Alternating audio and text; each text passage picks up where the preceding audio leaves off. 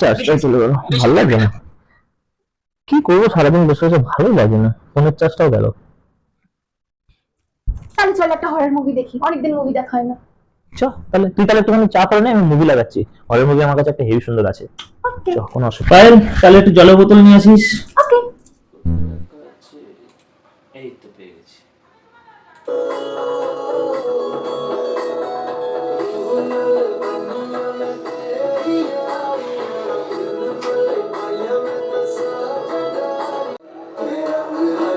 আমি চলে এসেছি।